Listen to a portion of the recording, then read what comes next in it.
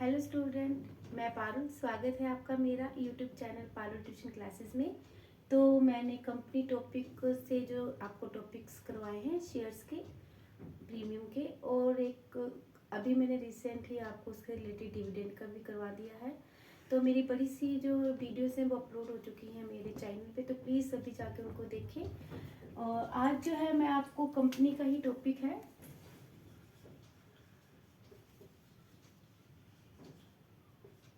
Discount. तो आज मैं आपको डिस्काउंट के बारे में बताऊंगी।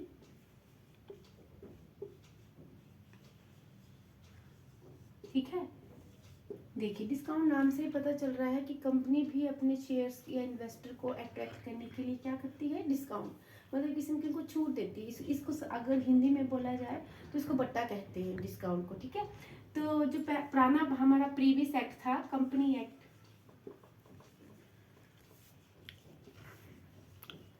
1956, ठीक है, उसके अंदर जो सेक्शन थी वो थी जिसके अंदर डिस्काउंट आता था, वो था 79।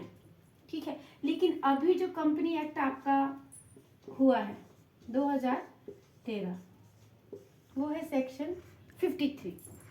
तो 53 के अंतर्गत डिस्काउंट की क्या परिभाषा है तो वो मैं बताऊंगी।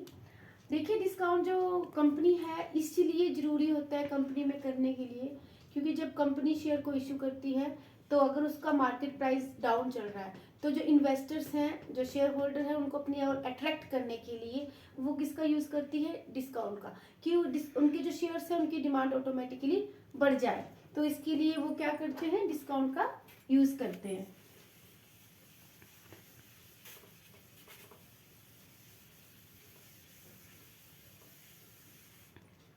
जो डिस्काउंट है,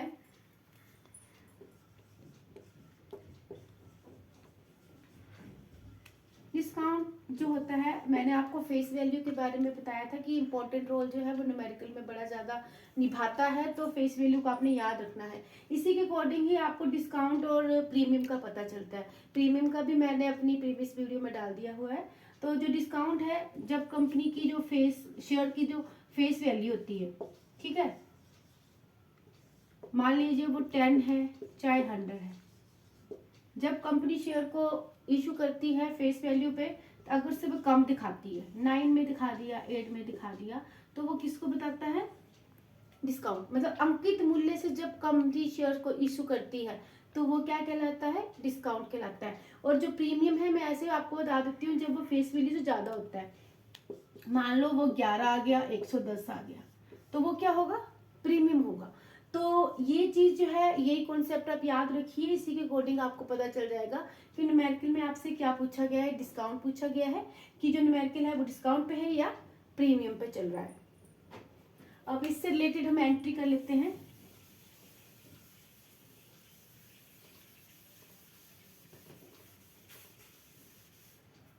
देखिए, जब हम न्यूमेरिकल में जब एंट्रीज करेंगे तो एट पार भी होती है, प्रीमियम भी होती है। वैसे ही जब शेयर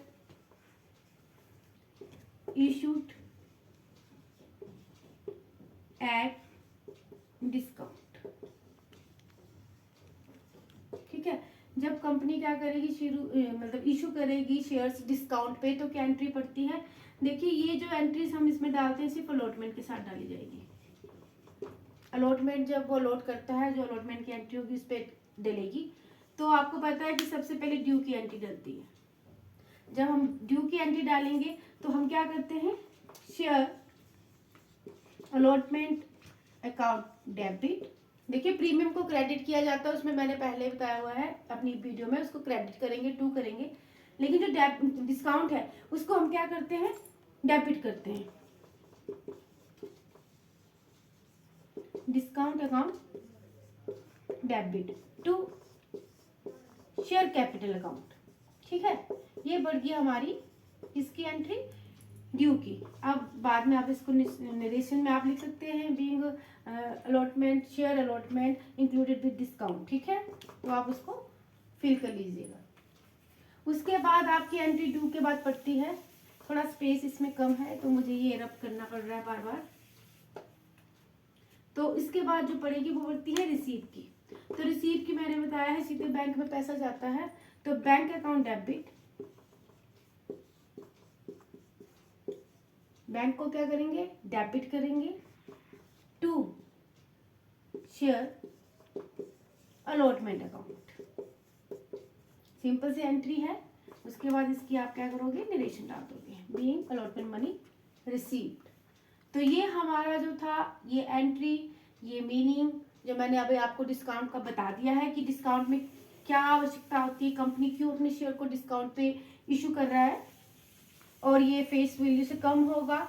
ठीक है, ऐसा नहीं कि न्यूमेरिकल में आपने क्या करना है, तुक्का लगा लिया जी, फेस वैल्यू से कम है तो डिस्काउंट है, ज़्यादा है तो प्रीमियम, लेकिन फिर भी आपको इसका मीनिंग पता होना चाहिए, और इस तरह से इसकी एंट्रीज पड़ती हैं।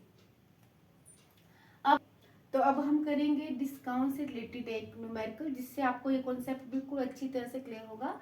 मैंने इसका एक न्यूमेरिकल पहले से ही लिखा हुआ है कि कोई कंपनी है, क्या करती है, शेयर इशू करती है 10,000, उसने शेयर इशू किए 10,000 ऑफ ₹10 ईच, ये आपकी फेस वैल्यू है। ठीक है, पजल नहीं होना है कि उसने जो कंपनी ने शेयर इशू किए हैं वो 10 ईच पे, मतलब फेस वैल्यू पे किए हैं एट ₹9 पर शेयर, मतलब कि उसकी फेस वैल्यू 10 है, लेकिन जब उसने किया वो 9 पे किया, मतलब 10 और 9 के बीच में जो डिस्टेंस है ₹1 का, वो आपका क्या है, सीधे डायरेक्ट डिस्काउंट है।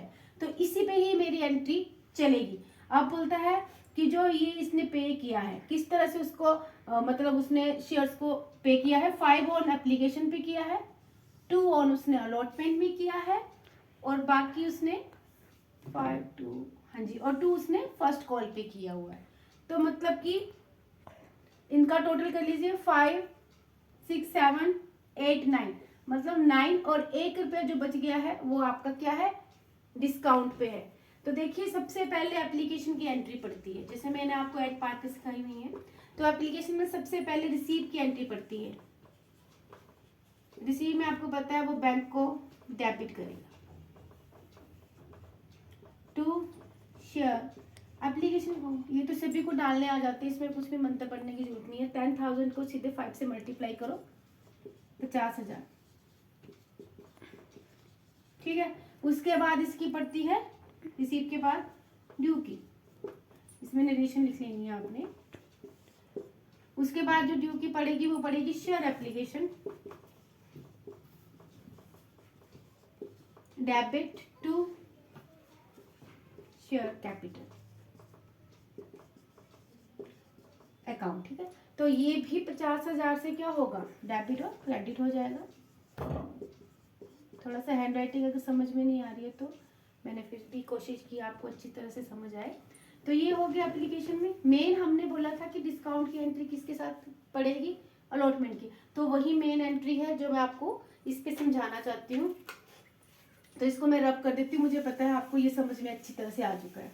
ठीक है, अब सिर्फ और सिर्फ अलॉटमेंट की समझनी है कि डिस्काउंट के साथ इसको हम कैसे डालेंगे। तो सबसे पहले जो पड़ेगी वो ड्यू की पड़ेगी। ठीक है, तो इसमें डालते हैं हम share allotment account debit, discount account debit to share capital account. ठीक है, बीइंग नरेशन। देखिए जो शेयर अलॉटमेंट है वो कितनी है, ₹2, मतलब 10,000 को अगर मैं 2 से मल्टीप्लाई करती हूँ तो 20,000। ओके, अब देखो डिस्काउंट कितना है, मैंने बोला है इसमें कि 9 पे कर रहा है 10 फेस वैल्यू, तो ₹1 जो बच गया वो डिस्काउंट, तो एक को अगर मैं मल्टीप्लाई 10 से करती हूँ तो कितना आएगा, 10,000 ये वाला।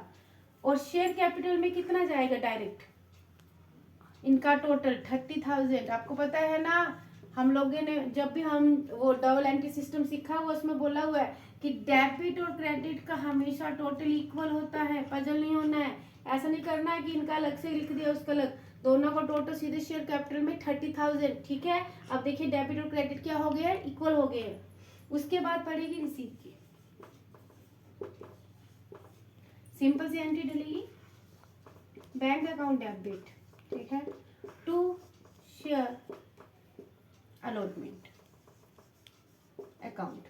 देखो अलॉटमेंट सीधी से दिख रहा है 20,000 का अमाउंट है, ये गलत हो गया लेकिन सही है, 20,000 का अमाउंट पड़ेगा। ठीक है, ये है हमारी डिस्काउंट से रिलेटेड एंट्री। और ये जो आपका फर्स्ट कॉल है इसमें सिंपल है, रिसीवमेंट जब आप डालोगे तो क्या करोगे, ड्यू में वैसे ही करोगे, 2 को इससे मल्टीप्लाई करोगे, 20,000 हो जाएगा फर्स्ट कॉल में, और शेयर कैपिटल में 20 जाएगा। मैं आपको किसकी एंट्री बता रही हूँ, कॉल की। और जब हम रिसीव में डालेंगे तो बैंक में कितना जाएगा, 20, और शेयर फर्स्ट कॉल में भी कितना जाएगा, 20,000। तो मेरा आज न्यूमेरिकल के थ्रू आपको यही बताया गया है कि आपने डिस्काउंट की एंट्री किस तरह से डालनी है और इसको अच्छी तरह से समझना है, पजल नहीं होना है। तो बच्चों आज के लिए बस इतना ही, मिलेंगे नेक्स्ट वीडियो में। धन्यवाद।